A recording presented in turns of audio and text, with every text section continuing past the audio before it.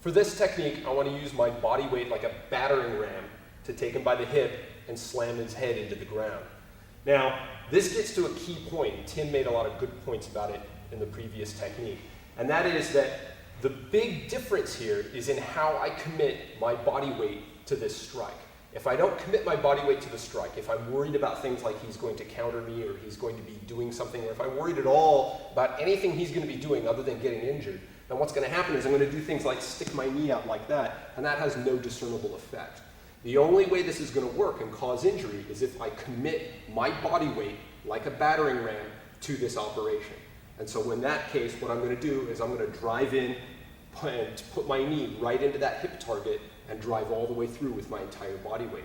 Now, if you're more comfortable starting from a position where he's already injured, as we saw previously on the 2 run-throughs of this technique at regular speed, you can start by clawing into the eyes. It makes no difference for how this is actually going to end up.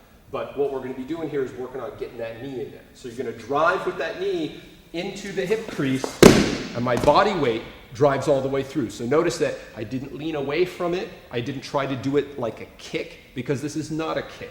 And a lot of people would look at this and say, the fact I'm using my leg makes it some kind of kick. But rather, this is striking. And I'm hitting him with my entire body weight on the spear point of my knee into that hip target and driving him down into the ground.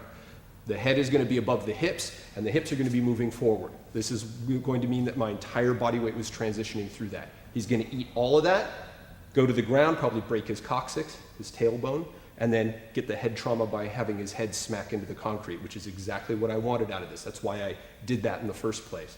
Now from here, I want to get my second target, and this is going to be to the sternum, big bony plate of armor on the front of the rib cage. Now I need to reload my potential energy reservoir here, and I'm going to do that by switching my feet so that now I come up in the air, and this leg is cocked and ready to go, and my body weight then transitions down again. So once again, I'm stomping straight down with my entire body weight, putting my heel into that sternum to crack the rib cage, hopefully bruise the heart, knock the wind out of him, and give him trauma that's going to be serious enough that this guy's going to need medical attention, serious enough that he's not going to be getting up and running around after this. Now, let's be clear on this stomp here. Once again, this is a full body weight commitment. If I'm sticking out my leg, if I'm thinking about this like I'm kicking, I'm not going to get the job done. It might sting, it might hurt, but it's not going to be debilitating. And I need to make sure this is debilitating so he can't get back up. So in that case, it's going to be my entire body weight all the way through this. That's going to be a strike with all of me all at once into that target. Now from here, I'm going to step down, and once again, I want to reload that potential energy so that I can drive kinetic into him. In this case, the last target is going to be to the nose. But really, the last target is going to be the back of the skull again, because I want to bounce it off the pavement, give him a concussion, at the very least, a skull fracture if I can manage it.